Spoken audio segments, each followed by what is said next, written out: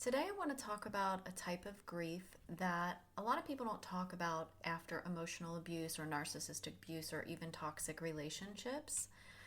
It's not just that we grieve the relationship or grieve the person, it's often that we are grieving the life that we thought we were going to have or the life that we thought we should have. So maybe you found yourself thinking things like, well, if I'd only left sooner, or what if I never married them? Or I should have chosen someone else.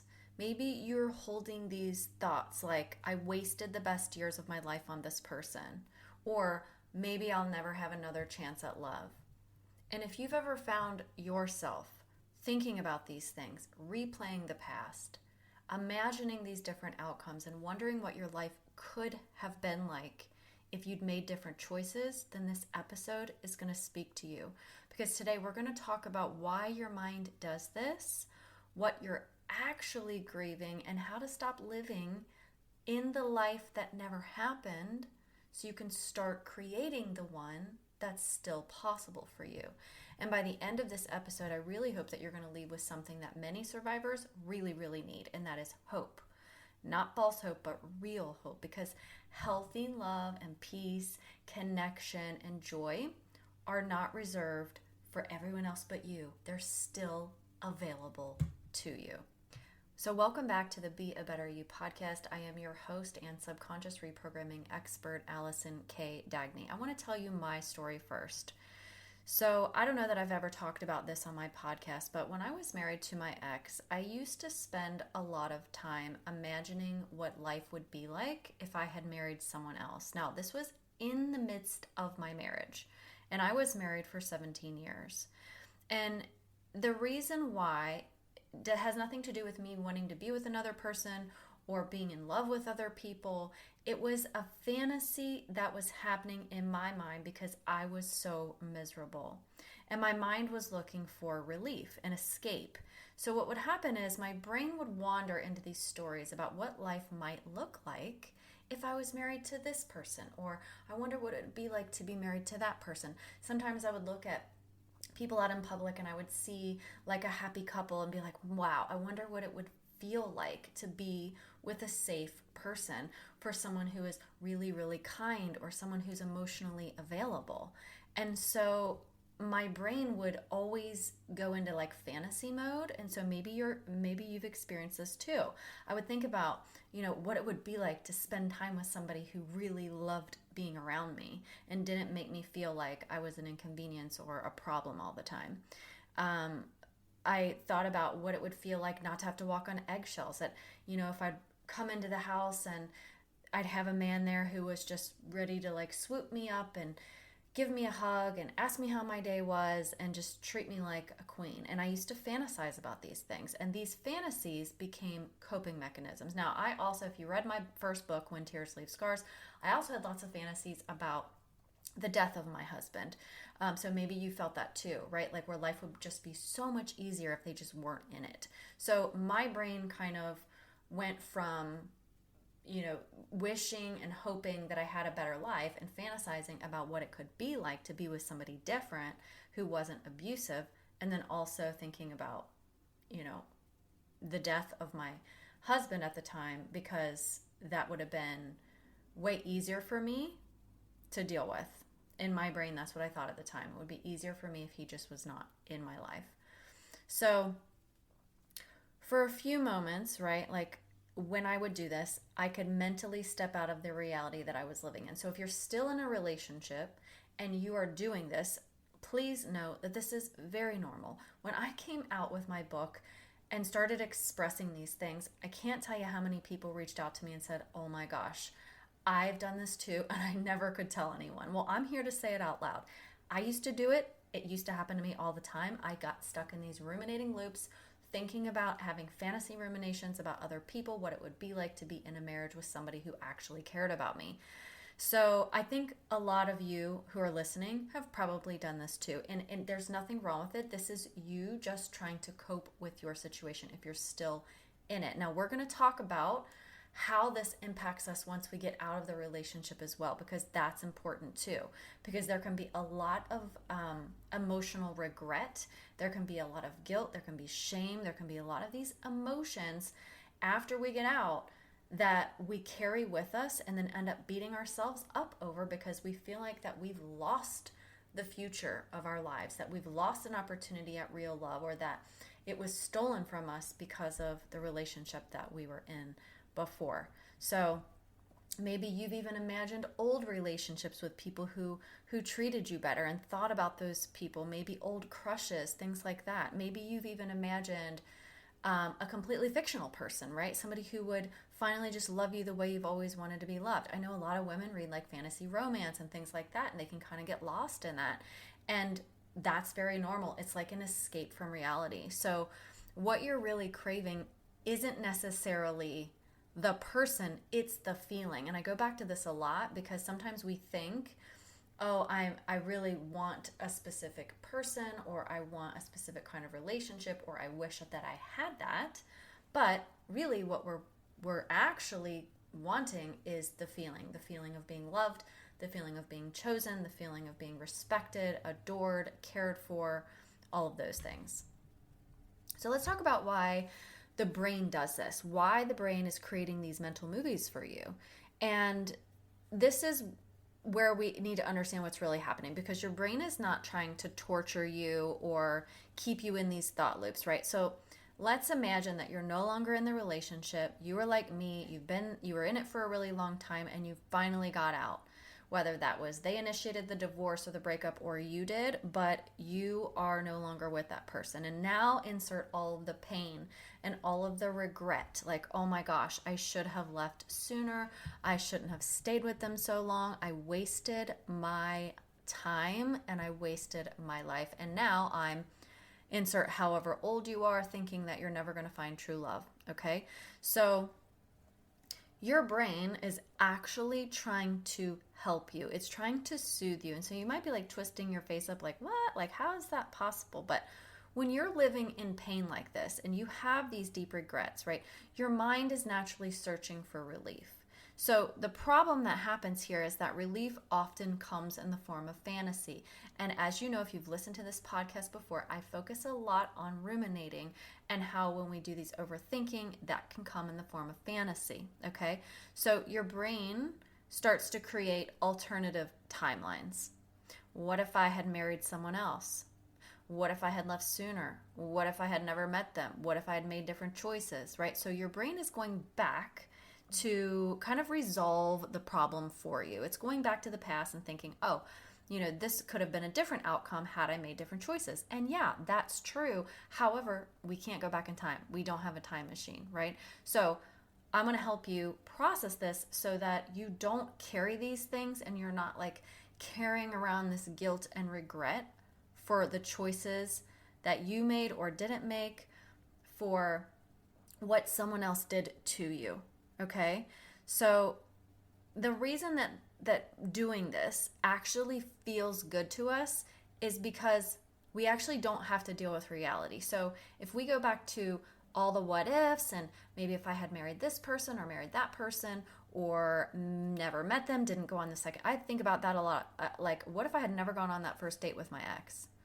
And then I did. And then however long later, we ended up getting engaged. And then I had butterflies and felt sick to my stomach the day I was walking down the aisle. What if I actually didn't have walked down the aisle? What if I just left him at the altar, right?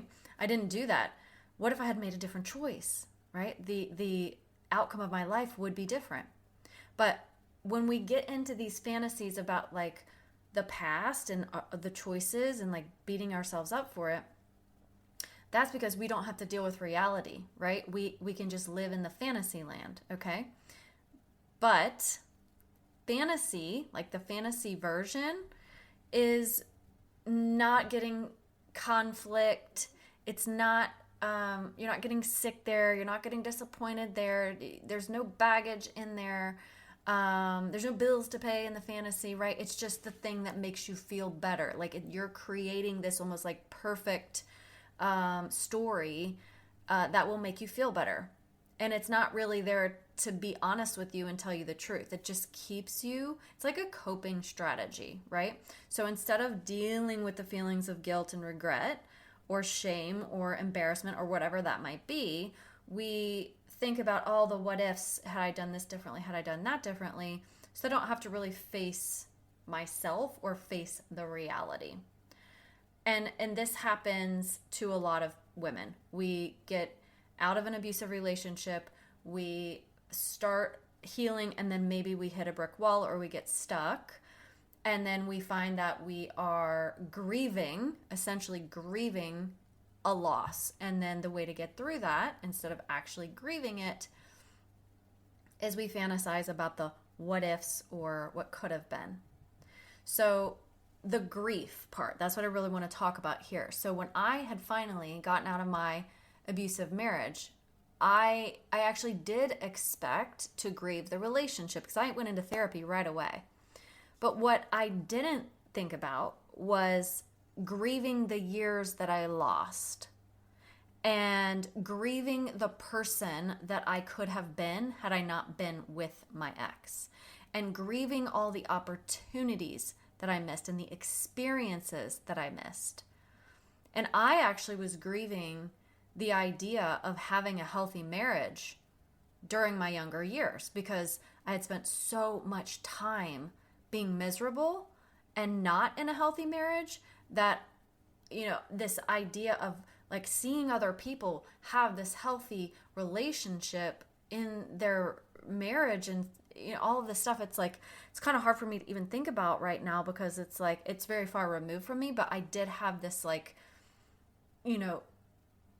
loss of what it would be to have a happy, healthy marriage.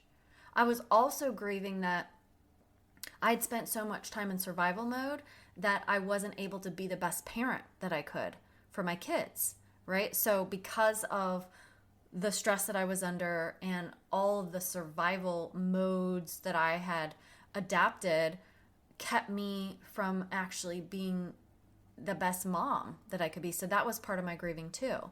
And I know a lot of you probably feel this too. So you might look around and see people that you know, like having anniversary celebrations or taking fun vacations together and building memories. Maybe you've even seen like your own grandparents or parents or other people like growing old together and just having these wonderful lives. And then part of you is like, why didn't I get that? Like, why is my story not like that? Why did I miss these opportunities? And this is where a lot of people get stuck because you're not just grieving what happened, right? Like the trauma and all the bad things that happened to you. You're also grieving what didn't happen, what you didn't get, what you feel robbed of, like what was stolen from you, essentially. And that's really, really hard. So because as you know, I talk about beliefs and subconscious beliefs on my podcast because the thing that is causing you to feel how you feel, if you're carrying guilt, you're carrying regret, shame, all these things, it's because of what's in your subconscious mind. It's because of what you believe. So everyone's beliefs are going to be different. So you need to understand what your specific beliefs are. So for a lot of people, I'll give you some examples of what this could sound like. My chance is over. I missed it. I wasted all my good years on them. Everyone has found love but me. I'll never have what they have.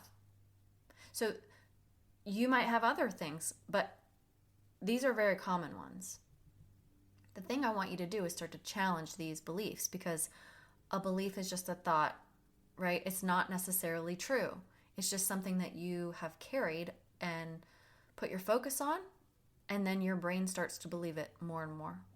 So if we challenge that, right, then we can start to make a shift and we can start to feel differently because we can't feel differently unless we believe something different, or at least not necessarily believe it, but like consider it as a possibility. If we get locked into one thing and one perspective, then our feelings are going to reflect that. So your brain is comparing your real life to an imaginary timeline in this case, right?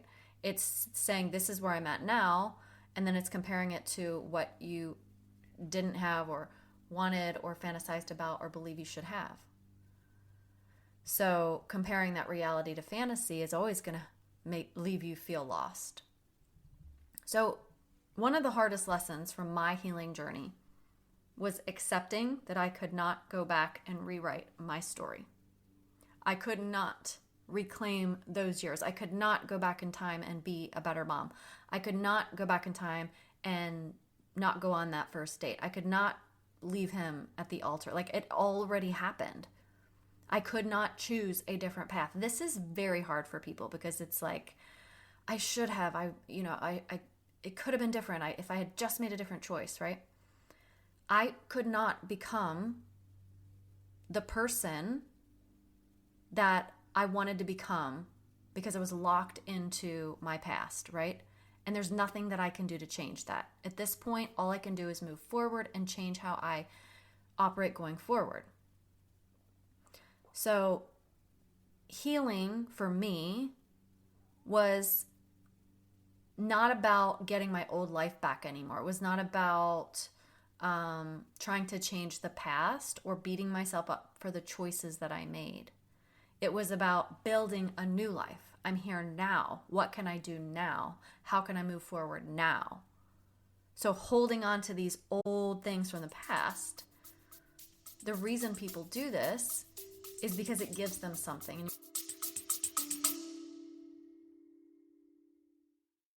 Quick pause here. If you are listening to this and you're nodding along like, yep, this is me, and you're ready to actually shift this and not just keep managing and coping, you can apply for a free root cause call using the link in the show notes. On that call, we're going to look at where you're at right now, where you want to be emotionally, and start uncovering what is actually in the way. And then I'm going to give you my recommendations and point you in the right direction if any of my programs might feel like a fit. And if it's aligned, we'll move forward. If not, you still leave with some clarity. All right, now let's get back to the episode. I'd be like, what the heck could it give you? Well, there's always a positive intention and resistance when we don't want to let go of something. There's a reason we hold on to it, right? And for most people, I'm not saying you specifically, but for a lot of people and for myself too, if you hold on to the could haves, the should haves, the would haves, all of that from the past, and you beat yourself up over it, in some ways, it's like a form of control. It's like, well, if I do this, then now I can control what happens next. But I'm here to tell you, you can still control what happens next without holding on to the guilt and regret. And that's what a lot of people don't realize. So we can release the guilt and regret and still step forward into a new future. So if you've followed my journey and you listened to the podcast, maybe you've read some of my books, then you know I am now in a healthy relationship. And I want to share something with you that might surprise you, that definitely surprised me. So healthy love actually did not feel like the fantasies that I created in my mind when I was married. So when I was with my ex-husband and my brain would go places and I would think about what it would be like to be married to this person or that person, right? Like, that's not actually what healthy love feels like. It's not what I fantasized about. It actually is better because the fantasy was only something that existed in my imagination, right? And your imagination is very powerful and it can be very vivid. But the relationship that I'm in now exists in real life. And here's the difference. It is not perfect the way that I imagined it would be in my fantasies, right? There are arguments, there are problems, there are issues to be solved. Nothing is just like rainbows and butterflies. It's not this like magical fairy tale where nobody ever gets annoyed or frustrated. It's two people in a relationship that show up to communicate with each other, to repair, to support, to choose each other every single day, over and over and over again, right? And so in my brain, the fantasy was just about getting me out of the suffering that I was in the moment in my marriage, and that was helping kind of soothe that for me. But when I got into a real healthy relationship, I realized that wasn't anything like the fantasy. because what actually that I'm getting now is so much better. It's not just about, oh, this like happily ever after. It's about somebody willing to meet you where you're at in a relationship, to work with you, to support you, to not abandon you, to not treat you badly, to not abuse, right? All of that. That is so much better than just this like kind of fluffy fantasy that I created in my brain. And I want you to know that that's possible for you too. And you might be like, oh, no, it's not. I'm too old, or, nobody's going to want to date me with this baggage. Like, I have 3 children, and I'm with a man who has never been married, has no kids, and moved here, 8 hours away to live with me. So it's not lost for you. It is possible for you. But a lot of times, and this gets into the subconscious stuff too, if we don't believe it's possible for us, if we don't believe we're worthy of it, if we have these limiting beliefs, then that's all our brain will see. Our brain will start to believe it, and it will filter everything else out. And if you want that for yourself, if you want a healthy relationship, then we have to get to the bottom of these subconscious beliefs and reframe them and reprogram them so that you can experience what you truly want in your life. Okay, so let's talk through some belief shifts right now. If you have a piece of pen and paper, a piece of pen. If you have a piece of paper and a pen, I'm talking really fast today. I have a lot of caffeine in me, and I took some Excedrin because I had a migraine when I woke up. So bear with me here. Okay. If you're somebody who listens to podcast episodes in fast mode, maybe go back to the regular mode. Okay. So what if your best years aren't behind you? Maybe you believe they are, but what if they aren't? What if they haven't even happened yet? What if the purpose of everything that you went through, everything you survived, is not about convincing you that your life is over, but it's really getting you ready for the next chapter that's going to be amazing and that feels safe? And I know some of you are going to have a hard time believing this right now, because I know I sure didn't believe it about myself. But when you start shifting your perspectives, because you're listening to this podcast week to week, digging through all the other episodes and things like that, right? You start to shift, your possibilities start to expand. And those possibilities are things that before you couldn't see because you were in survival mode. When you get out of survival mode, you're like, oh, maybe I could. Maybe that's possible for me. I was just watching, Welcome to Plathville. I don't know if you've ever seen that show, but the family, the parents had 9 or 10 kids, and they got divorced. And they just follow the family around. It's like a reality show. And the mom is dating a man, and the dad is now going on dates with women. And he went on a date with a lady, and he told her he had 9 kids and he was divorced. And she was like, okay, cool. Let's date. Somebody might actually be like, oh my God, you have 9 kids. No one's ever going to date you. There's no way. Hello? If it's possible for them, why isn't it possible for you? You know what I mean? So we sometimes have to start to look at things from different angles, because we just get kind of locked into our thinking. Oh, it's never going to happen for me, and nobody's going to care. Nobody's going to love me. I have too much history with, my ex or whatever, right? But you have to understand too, there could be a reason that you're resisting that, because maybe you feel scared to date someone else, or maybe you feel like you'll be rejected again, or maybe you'll end up in a bad relationship again, right? So there would be a reason that you would resist it. And these are the things that I help my clients with one-on-one, because if you say to me, I really desperately want to be in a healthy relationship, I want to have a partner in my life for the rest of my life, then I would help you figure out what's the resistance to that. Because consciously you can say, yeah, I want it. But if your subconscious is saying, this is scary, this is unsafe, this is going to hurt, this is going to be bad, right? Then your subconscious is going to win every time. It's running 95% of the show. So if 95% of the show is saying red flags, stop signs, absolutely not, even it doesn't matter how much you really want it, because your subconscious is going to win. So that's where I come in. You say to me, no, I really do want this. Consciously, I do. So then we have to get into the subconscious mind and then reprogram the things that make you believe that it's either unsafe or that you can't or that it'll never happen for you.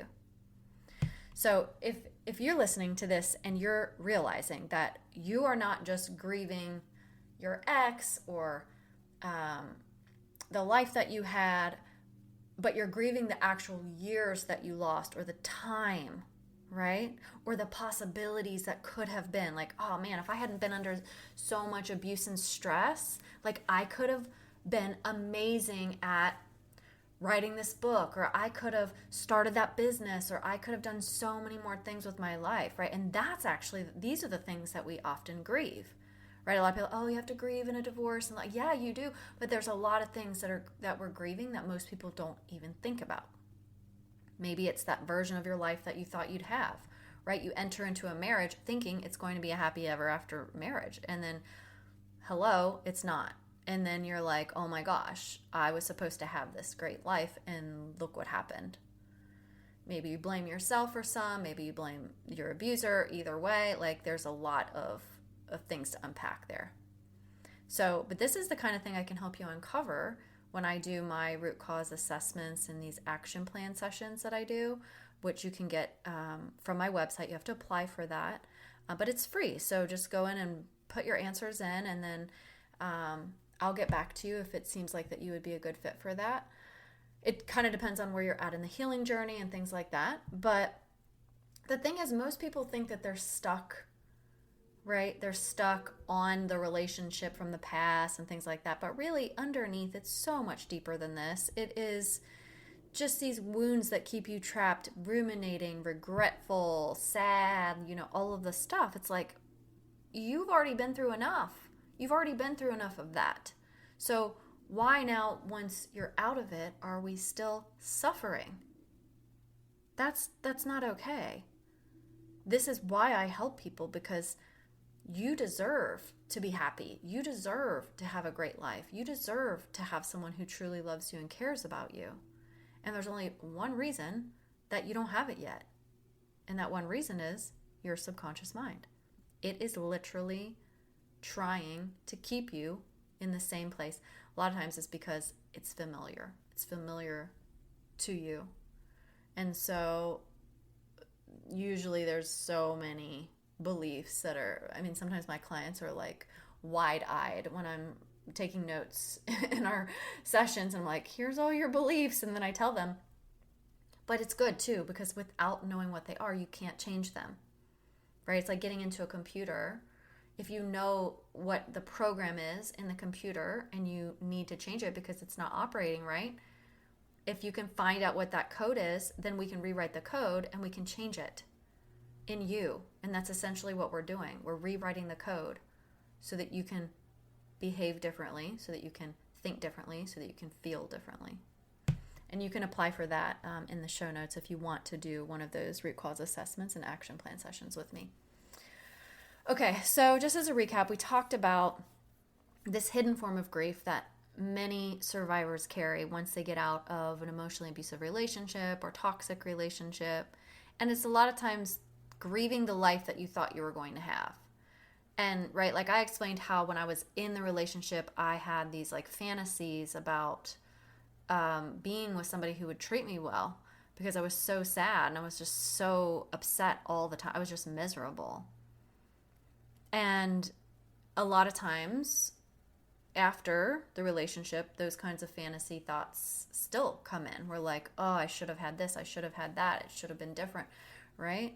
And so that's that grieving process. You're not necessarily grieving the abuser. Some people might be, but most people aren't grieving that. They're grieving the feeling or the loss of what they thought that they should have had. We also talked a little bit about why the brain does this, and that's important to know, because if you know why the brain does it, now you can help yourself undo it. So again, fantasy, in a lot of cases, whether you're in the relationship or out, feels safer than facing reality. Remember, because if I can just imagine being with someone else, then I don't have to face that I'm with a bad person. It kind of helps me cope with it. That's what was happening to me. And then when you're out of the relationship, if you're fantasizing about the loss and then also grieving the loss, right? Then it's like, I don't have to face the reality. And you might be like, what's the reality on that? Well, maybe have to take a look at your choices. Choices to stay, choices to tolerate things that you shouldn't have, that sort of thing. And again, no blame. I'm not blaming you. Of course, I'm not blaming myself either. But what are we not looking at when it comes to reality, And again, we can't change the past. We cannot go back in time. Nobody's got a time machine. We can't do that. So maybe part of the grieving the loss of what should have been in that fantasy, we're grieving that part. And that, for many people, is safer than actually looking at the reality of the situation.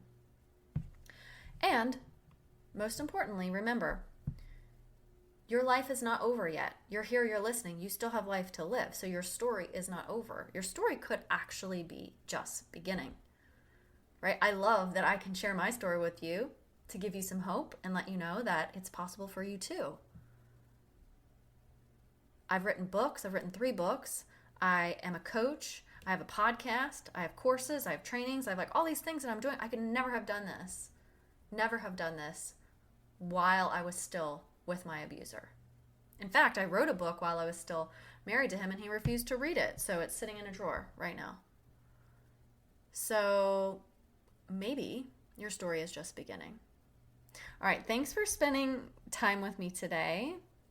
And if this episode resonated with you, maybe also share it with somebody else who who needs to hear it. Somebody who's grieving the loss of what could have been or what should have been, or that fantasy that they wish that they had. And remember, you don't have to keep living in a timeline that never happened, and you can still create the one that's waiting for you now. I'll talk to you next week.